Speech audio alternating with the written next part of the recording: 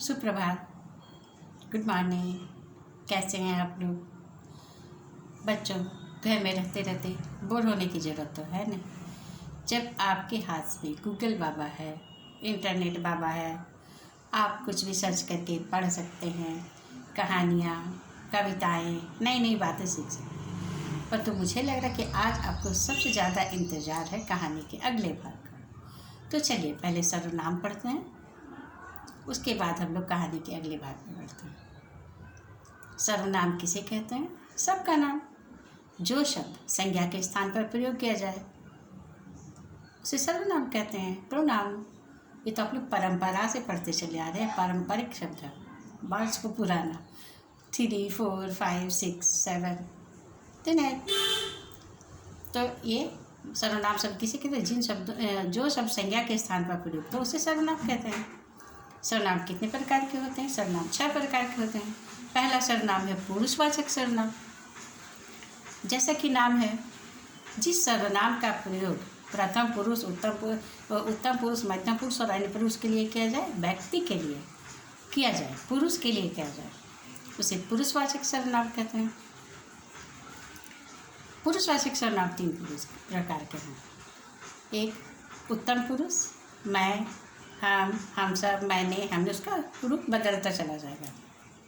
मध्यम पुरुष, तुम, तुमने, तुम्हें, तुमसे, तुम्हारे लिए, मध्यम पुरुष हो गया। और अन्य पुरुष में वह, उसने, उसे, उसको, उसके लिए, ये अन्य पुरुषवाचक। याद रखिए, पुरुषवाचक सर्वनाम 3 प्रकार के होते हैं। सर्वनाम का पहला भेद पुरुषवाचक सर्वनाम और पुरुषवाचक सर्वनाम के 3 भेद। उत्तम पुरुष, मैं, हम, मैंने, और मध्यम पुरुष तुम से रिलेटेड सब, और अन्य पुरुष वह, उसने, उसे, उसको। तो ये आपका हो गया सर्वनाम शब्द, सर्वनाम का पहला भेद है। दूसरा भेद है निश्चयवाचक सर्वनाम। जो सर्वनाम शब्द किसी निश्चित संज्ञा की ओर संकेत करे, जैसे यह घर, वह घर ना, यह लड़का, वह लड़का, तो वह मेरा घर एक निश्चित चीज़ की ओर संकेत करे, उसे निश्चयवाचक सर्वनाम कहते हैं। और जैसे यह घर मेरा है, यह मेरा घर है, वह मेरी पुस्तक है, तो यह आपका निश्चयवाचक सर्वनाम हो गया। और जो किसी अनिश्चित व्यक्ति, वस्तु, स्थान आदि का बोध कराए, वो अनिश्चयवाचक सर्वनाम है। जैसे भूख लगी है, कुछ खा लो। अब कुछ शब्द किसके लिए है? किसी अनिश्चित सर्वनाम के लिए। वो कुछ जब आपके हाथ में आ जाएगा, उसका नाम पता चलेगा तो संज्ञा हो जाएगा। तो उस अनिश्चित शब्द के लिए, अनिश्चित संज्ञा के लिए जो प्रयोग हुआ है वो है आपका अनिश्चयवाचक सर्वनाम। तो यहाँ तक सर्वनाम है और आपका होमवर्क भी है, लर्न सर्वनाम अप टू 12। चलिए कहानी के अगले भाग की तरफ बढ़ रहे हैं, जिसका आप लोग बेसब्री से इंतजार करते हैं। गुरुजी को तोते ने बताया कि हाँ, मुझे सेठ ने राजा को भेंट में दे दिया। राजा के यहाँ दावत थी, तो राजा दावत खाने के लिए गया, तो राजा के लिए बोलने वाले तोते से अच्छा उपहार वाला क्या हो सकता है। तो राजा तोते मुझे लेकर के यहाँ ले आया। रानी को मैं बहुत पसंद आया। रानी ने मुझसे तरह तरह की बातें पूछी, मैंने जवाब दिया। रानी बहुत प्रसन्न हो गई। उसने मुझे हीरे जड़े सोने के पिंजरे में रख दिया और मैं हरी बोल कर, लेकिन मेरा बंधन नहीं छूटा।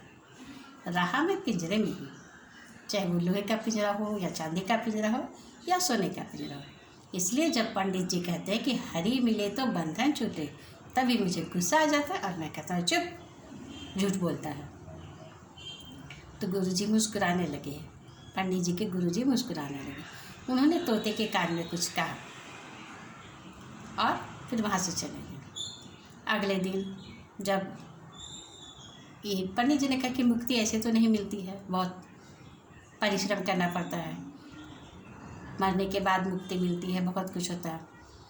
अगले दिन जब राजा के सेवकों ने देखा कि तोता पिंजरे में मरा पड़ा, उसके दोनों पैर ऊपर की तरफ, दौड़ा दौड़ी मच गई। राजा का, रानी का फेवरेट प्रिय तोता था, भला क्या करते। महल में अफरा तफरी मच गई। 2-4 सेवक दौड़े राजा को सूचना देने के लिए। तब तक एक सेवक ने सोचा कि तोता तो मर ही गया है, इसे क्यों न पिंजरे से बाहर निकाल लिया जाए। उसने तोते को पिंजरे से बाहर निकाला और ज़मीन पर रखा ही था कि तोता अचानक से खड़ा हुआ और उड़ करके पेड़ की सबसे ऊंची डाली पर बैठा। सेवक हैरान रह गया। तब तक राजा भी आ गया। तो राजा बोला कि तुम आ जाओ। बोला नहीं, मैं बहुत दिनों से कहता था हरि मिले तो बंधन छूटे, लेकिन नहीं, गुरु मिले तो बंधन छूटे। क्योंकि हरि की पूजा कैसे करनी है, हरि को कैसे प्रसन्न करना है, ये तो गुरु ही बता सकते हैं।